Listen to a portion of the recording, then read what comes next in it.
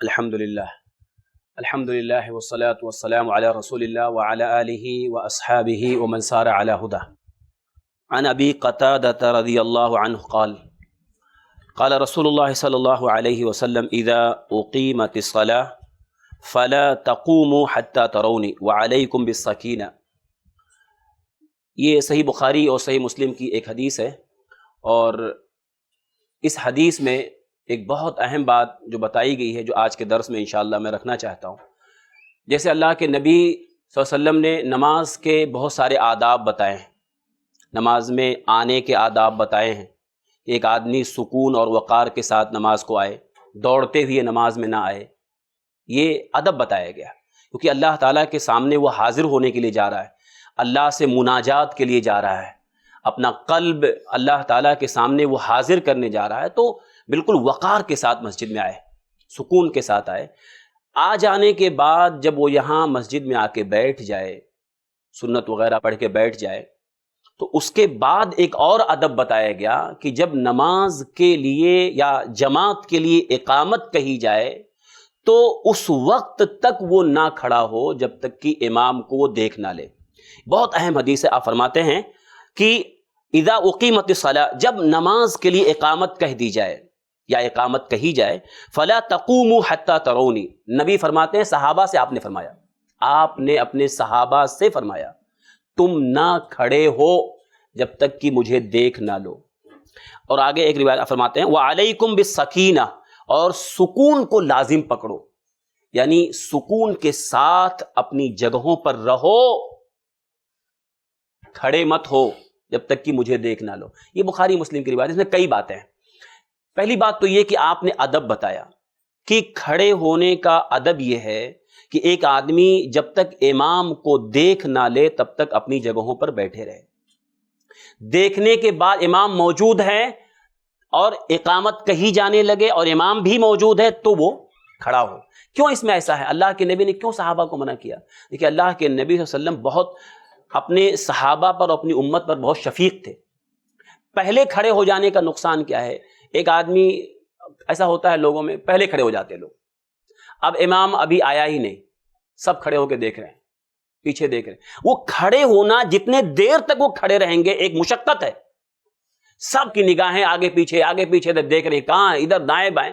اس مشقت کو ختم کرنے کے لیے کہ پہلے مت کھڑے ہو، امام کو دیکھے بغیر کھڑے مت ہو. تو ایک تو یہ کہ نبی نے صحابہ کو مشقت سے بچایا کہ پہلے مت کھڑے ہو.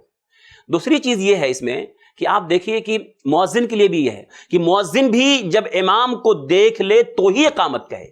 اگر امام نہیں ہے اور اقامت کہہ دیا، اب لوگ سب کو دیکھ رہے ہیں، کون جائے، کون آگے پیچھے. تو یہ بھی ایک بہت بڑا مسئلہ ہے کہ مؤذن کے لیے بھی ادب ہے کہ امام کو دیکھ لے تو اقامت کہے. بھئی ہر جگہ ہر مسجد میں امام فکس ہوتا ہے. اب اگر امام نہیں ہے تو وہ پہلے بتا دیتا ہے، سب کو معلوم رہتا ہے، وہ جو ذمہ دار ہوتے ہیں معلوم ہوتا ہے کہ بھئی آج امام نہیں ہے. تو مؤذن کی بھی ذمہ داری ہے کہ بغیر امام کے وہ اقامت نہ کہے. امام موجود ہے، امام آ گیا تو اقامت کہے، یا تو اسے بتا دیا گیا ہے کہ بھئی امام کی جگہ کوئی اور موجود ہے تو وہ اقامت کہے. اور عوام کی بھی ذمہ داری ہے، ہم سب کی ذمہ داری ہے کہ ہم جلدی دوڑے نہیں. دیکھیے، جیسے دوڑ کے آنے سے منع کیا گیا ہے، ایسے دوڑ کے صف میں یا جلدی سے کھڑے ہونے سے منع کیا گیا ہے. آپ نے کیا کہا؟ وعلیکم بالسکینہ، سکون کو لازم پکڑو. بھئی اپنی جگہوں بیٹھے رہو. بھئی جتنی دیر ہوگی نا اقامت میں اتنا تو آپ کے لیے موقع مل گیا نا دعا کرنے کے لیے. کتنا قیمتی وقت ہوتا ہے بھئی، آپ کتنا قیمتی وقت ہے، دعا کی قبولیت کا وقت ہے جماعت کھڑی ہونے سے پہلے. اگر تھوڑی دیر ہو رہی ہے تو آپ اس میں کم سے کم کوئی دعا تو کر سکتے ہو نا. سکون کے ساتھ اپنی جگہوں بیٹھے رہنا چاہیے، اور جب امام آ جائے تب آدمی کو کھڑا ہونا چاہیے. تو یہ ادب ہم یہاں نہیں، کہیں بھی کسی بھی مسجد میں رہیں. عام طور پہ دیہاتوں میں دیکھنے کو ملتا ہے، کبھی جائیں تو دیکھنے کو کہ مطلب اگر تھوڑی دیر ہو گئی نا تو فوراً ہاں چلو پڑھاؤ، چلو بھائی چلو، ٹائم ہو گیا، چلو. ہر کوئی بولنا شروع کر دیا، ٹائم ہو گیا چلو. ارے اللہ کے بندے، اتنی دیر میں کم سے کم دعا کر سکتے ہیں. تھوڑی دیر اللہم اغفر لی کہہ سکتے ہیں، اللہ مجھے بخش دے.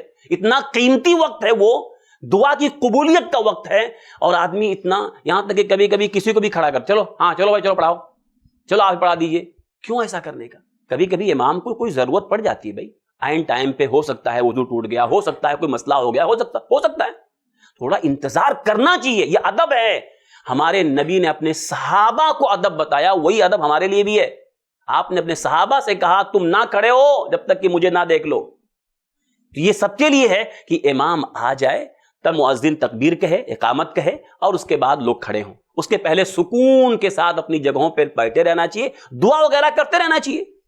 ہاں، تو یہ ہم اس کو جو ہے کہیں بھی ہم رہیں اس ادب کا خیال کریں، اور نماز میں جیسے ہم کو جلدی دوڑ کے آنے سے منع کیا گیا، ایسے ہی کھڑے ہونا، یعنی جماعت کے لیے کھڑے ہونے میں دوڑنا، جلدی سے کھڑے ہو جانا، اس میں بھی ہم کو منع کیا گیا۔ ادب کے ساتھ بیٹھے رہنا چاہیے اور سکون کے ساتھ بیٹھے رہنا چاہیے۔ اقامت جب ہو جائے، امام آ جائے تو کھڑے ہونا چاہیے۔ اللہ تعالی ہم سب لوگوں کو اس پہ عمل کرنے کی توفیق عطا فرمائے، اور نماز کے جو آداب ہیں، جماعت کے جو آداب ہیں، اسے بھی جو ہے ہمیں یاد رکھنے اور اس پر عمل کرنے کی توفیق دے۔ آمین، تقبل یا رب العالمین۔ سبحانک اللہم بحمدک، اشہد ان لا الہ الا انت، استغفرک و اتوب الیک۔ ایسے ہی فائدہ مند اسلامک ویڈیوز دیکھنے اور منہج سلف پر کتاب و سنت کی تعلیمات کو عام کرنے میں ہمارا تعاون کریں، تاکہ آپ کے لیے ذریعہ نجات، جنت کے حصول کا سبب، ساتھ ہی مال میں برکت و اضافے کا ذریعہ بھی بنے۔ آمین، جزاک اللہ خیرن۔